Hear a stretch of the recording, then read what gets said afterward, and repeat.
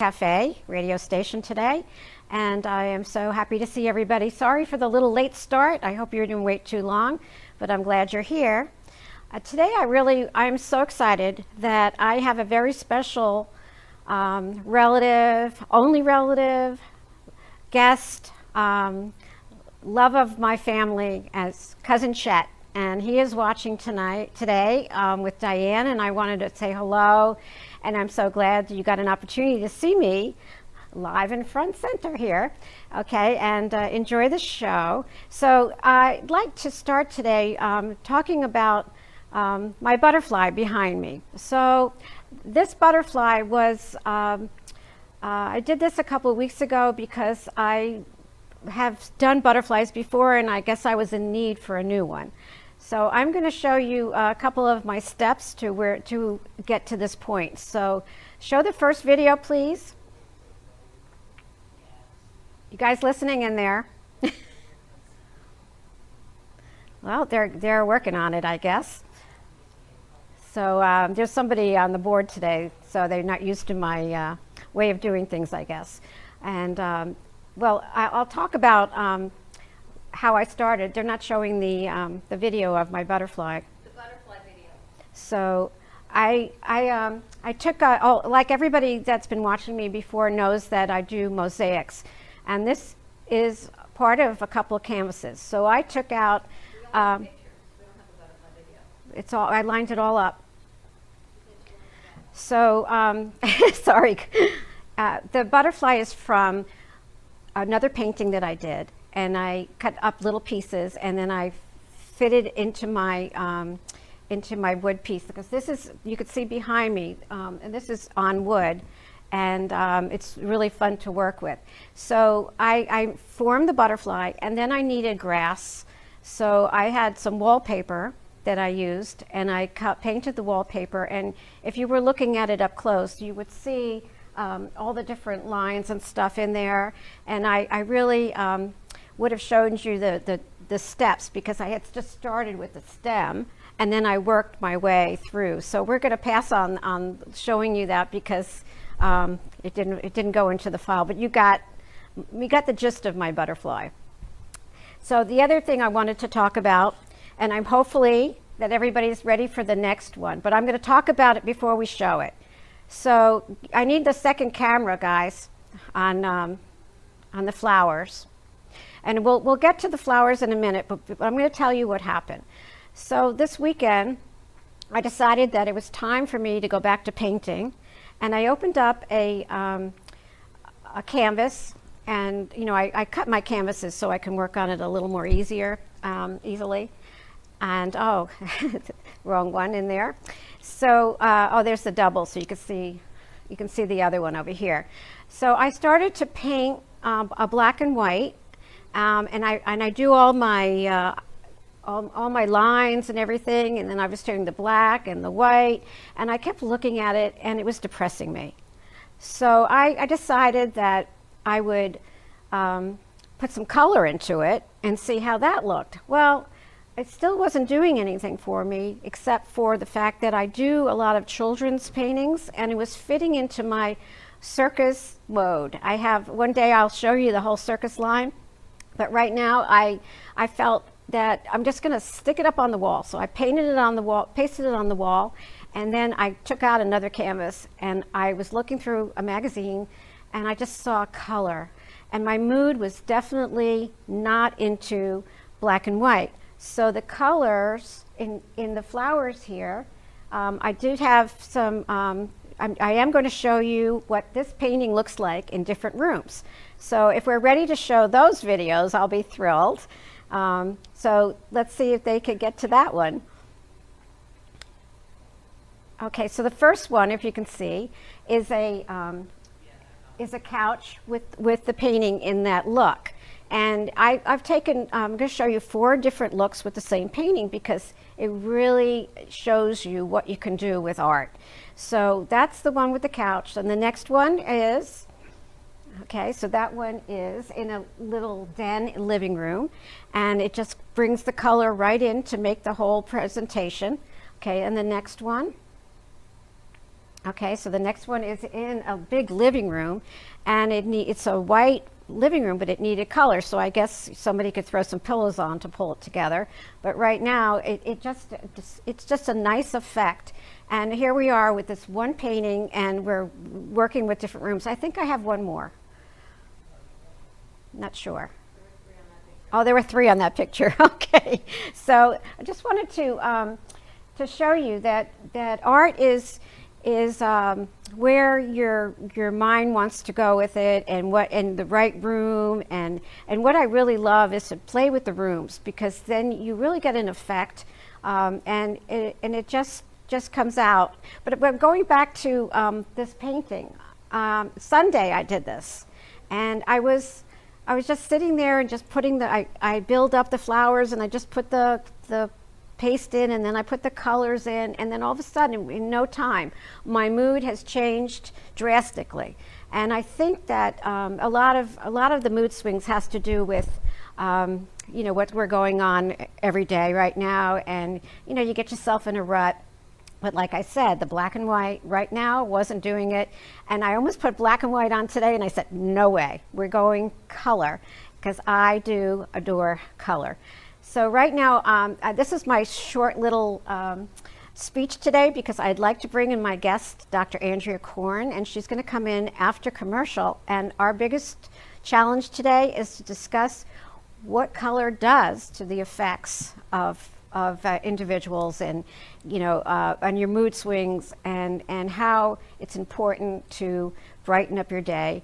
And by the way, I do have my We All Matter hands on the show today, because that one just adores me. I adore it, and it's everybody's hands. So don't forget, for Thanksgiving or Hanukkah, you could go with your kids, and you can do their hands, your grandkids too, and build your own life cycle of We All Matter. So I will be back after the commercial, and sorry for the little bump in the start, but I think we're smooth sailing now. So see you in a bit.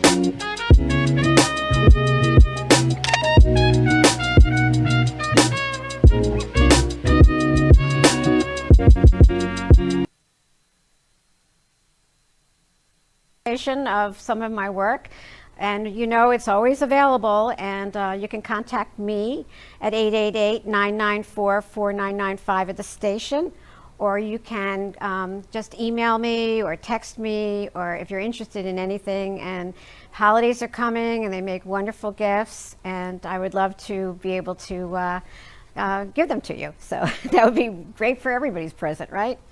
So I'm going to bring in Dr. Andrea Corn. She should be on any second. There she is. Hello, Andrea. Why, hello, Amy. Good afternoon. Welcome to the show. Andrea's a licensed psychologist who specializes in the treatment of emotional and emotional problems and affects children, adolescents, and adults. So welcome. And Andrea also is a very longtime friend of mine, and she knows me more than anybody. So I thought it'd be an interesting day today to talk about color. And since she knows the mood swings, I've given you the floor. Well, it's a joy to be on the show with you. I'm sorry it couldn't work out for me to be here in person.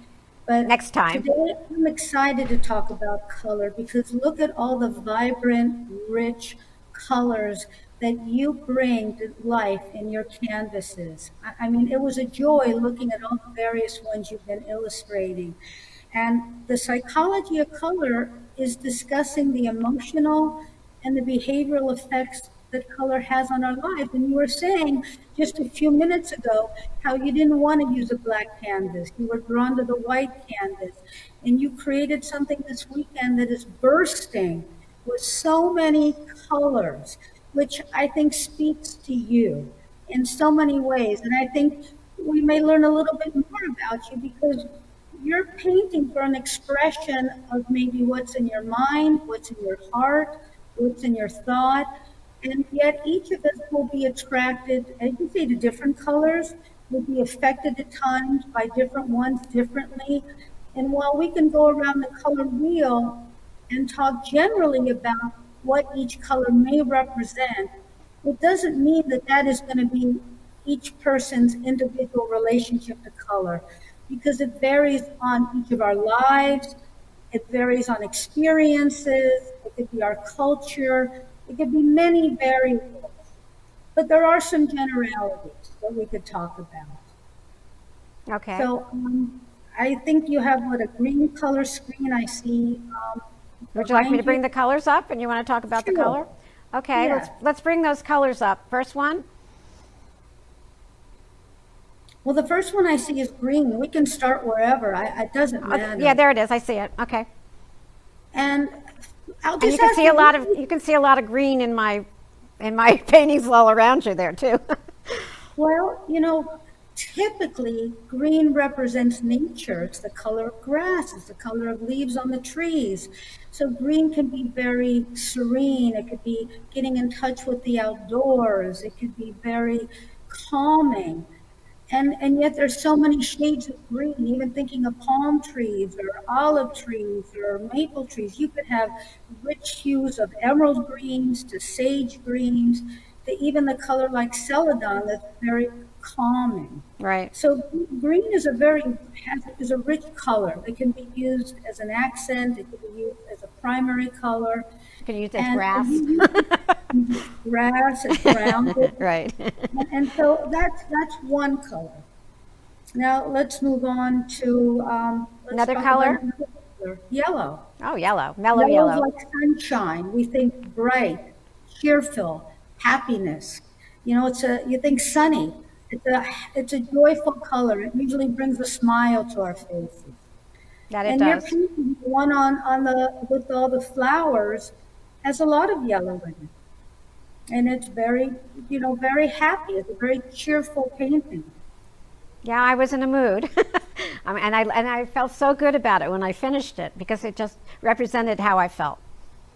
Well, I think having all those colors in that painting does show that you were feeling very elated, very exciting. And there's like this childlike joy that it has, even with your butterflies. Mm-hmm. And I don't know if you realize it, but butterflies are very symbolic. Right. They have to do with joy, with change, transformation. And here you're transforming different mediums, using mediums from the past, bringing them into the present. And so you're always doing something new and innovative and creative. So all of these drawings, paintings, reflect you, Amy. Okay, another color. Ah, blue. Blue. As we all know, blue, the color of the sky, can be very serene and very calming. A lot of spas like to use blue, or bedrooms, like the light colors, because it could be soft. I wear a lot of blue. I don't know why. I'm very torn to blue. And I grew up with a bedroom that was blue and purple. And I guess we'll talk about that in a minute. But blues are just wonderful colors to me. Well, they are. I mean, when we think of the sky, and the sky is expansive, or we think of the ocean, living in Florida, it's expansive. So we look out and we see blue, and it's so harmonious, it's so beautiful. So blue, I think it represents, a lot about you that's expansive, that's, you have a heart that is big as the ocean and the sky because you're always giving to others, to your family, creatively, And it and, also and says productivity. productive. Yeah, Yes. which I guess it just is something that it gives you that expanse. So to produce, I guess. Yeah. We're not. Let's go to another color. Black and white. Okay, well, black and white, and I wore black and white today, and I was thinking sophistication. I wanted to look serene. Right. Black can be very elegant. Touches of it can be very dramatic, very bold. But of course, we know black as in the picture with the umbrella. We could think of rain. We could think of morning. Black has represents many different moods as well. And when you get dressed, sometimes, well, I know people that only wear black.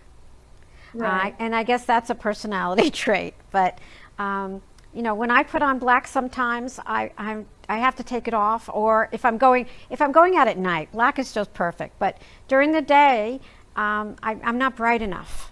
I'm not showing my emotions enough. Well, see, I think that speaks to you. I think because Yeah. you are a colorful individual, just in general, that colors represent you. For some people, it's very serene, or it shows a power or a certain authority, or they just want to have that look of success. True. But does it show a lack of opening yourself up? If Well, you're a person that wears black only, I mean, well, then there's no color in their life. I don't know. I think you answered your own question. Yeah. I don't think I need to say anything more about it. Or they're going for elegance. Maybe they have Elegance, one thought right. in mind and one thought in mind. So for them, as I said, black works. The interpretation is in the eyes of the beholder here. Right, right. One more color. Another one of my Purple. favorites. Well, purple represents royalty, Oh. majesty, Uh-huh. spirituality. Wow. It could also be bohemian because not everyone can carry off purple. It's you- exotic. I was going to say, do you think that when I think I was 11 or 12 when I got my new room, when my parents moved to a new house and everything was blue and purple, that geared me in a direction because I lived those colors for so long? I don't know if a color Well, affects you as a child. They stood in your memory. So how would you describe your memories of ones that this is something I want to pay forward? It's something that's very meaningful to me because it represents home, it represents family, it represents love, it's comforting. Again, that's my point about colors can have different meanings because of what you associate them to. Well, we don't have a white one up there, but what about white? Well, white is typically associated with purity, cleanliness. I guess that's why there's no white for me. No, no. No, innocent. But again, white. I was going to ask you. You put this painting on a white canvas, so you start off with a blank slate. Right. And what goes into your mind? How do you know what color to pick first, or what colors to bring to the canvas? That's very true. I started with purple. So there's a lot more purple, I think, in this painting. And then I knew that I needed to add the blues. So I did start with those colors that I love. And then, of course, you got to do the pops. So you need the red and the yellow. And then it just sort of falls in together. So, yeah, that's how I Think about started. what you're saying. You're bringing colors that you loved as a young girl, as a child. And I think you bring that child wonder, that sense of awe and joy and exuberance into what you paint. Yeah, and I do, as I guess you could see the frame around the our picture here, and all the colors that are up there. And I do a lot of children's paintings. And I don't know why, but they seem to come out that they would fit in any child's room or playrooms. And I really love that because I guess it brings me into that. Scatterbrain color or something. I don't know how to explain a it. sense of joy and happiness. I was exactly thinking that your butterfly painting would look beautiful in a child's room because children love butterflies because they're so colorful and there's something very magical about how this little caterpillar goes into a metamorphosis, creates their cocoon, and then all of a sudden the chrysalis, they come out and they're entirely metamorphosized into a different creature and they fly away. Yes, And go ahead. I'm sorry. no, and it's so, that's why I said it's transformational. They're very uplifting. I think And people are very attracted to butterfly paintings. I don't seem to keep any when I paint them, so that's a good sign. But it's a very, they fly away too. they do. But They fly away and they crown your new home. So right. But I see your paintings like you. They bring a smile to my face. They have a lot of joy.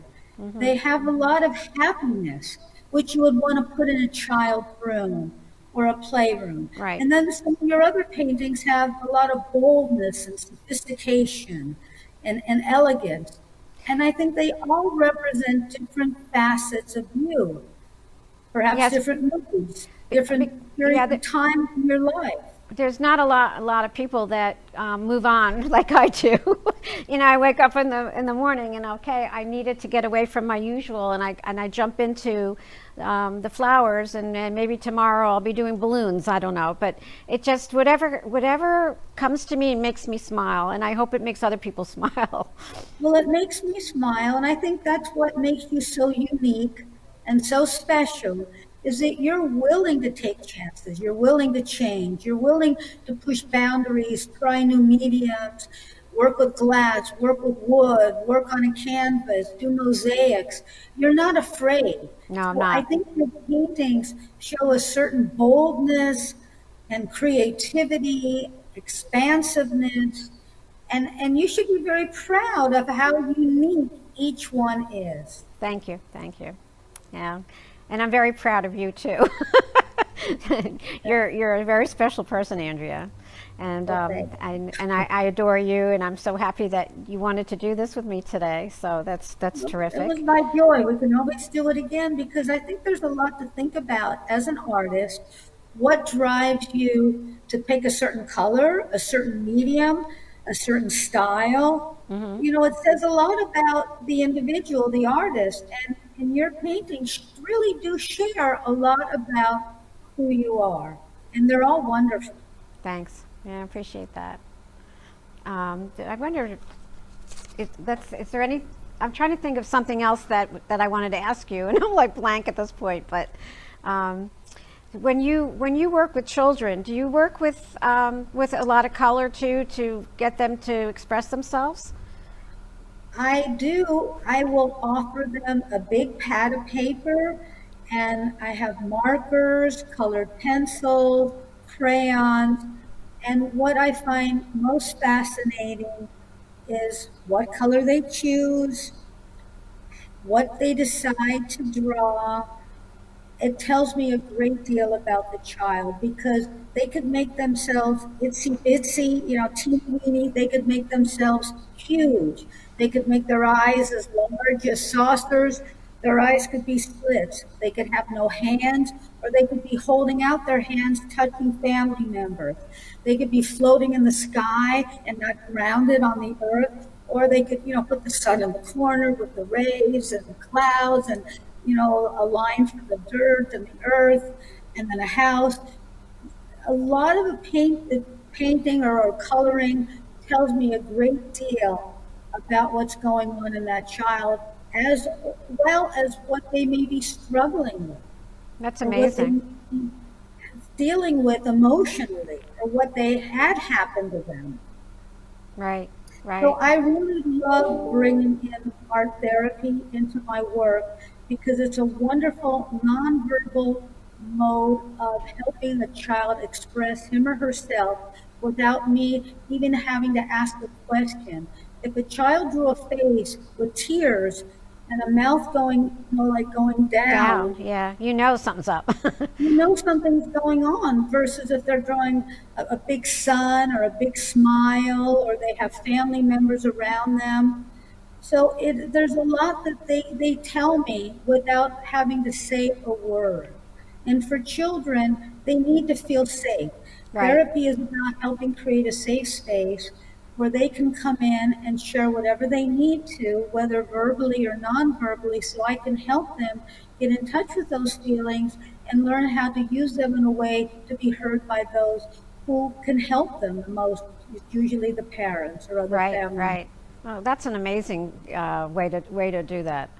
I'm sure you don't have the adults drawing, but or I do you? could. I wonder what I would draw.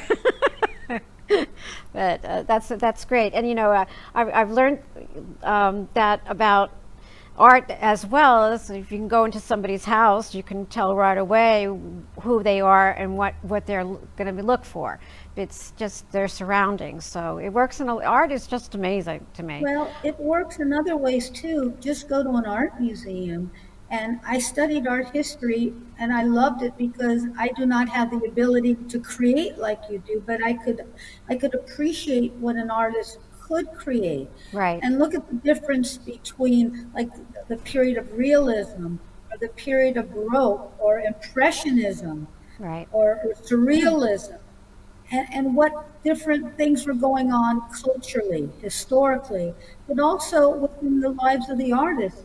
I've seen Van Gogh's work up close and the thickness of the paint and the intensity of the brushstrokes. And then I absolutely. see Monet, who's very soft and ethereal and almost angelic. Some of them are just so beautiful. And Right, then right, there's other paintings where you almost could touch the silk or the furs, of the realism because they painted with such expertise that it was like, how is that not like coming off the painting?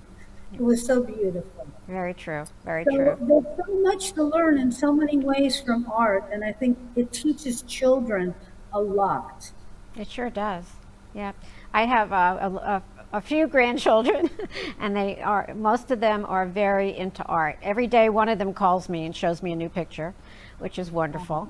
That And is wonderful. yeah, it is. It's nice that they have meaning, and a direction at a Well, they young have age. a connection with you. It's a way to connect Oh, definitely a good be connection. close Yeah, to you by right, talking about what they drew, by right, asking you what you think, right. by wanting to hear, oh, I love your drawing, your painting, and feeling loved and adored. I mean, I think that's beautiful and very special, and may it continue for many years. Yeah, I hope so.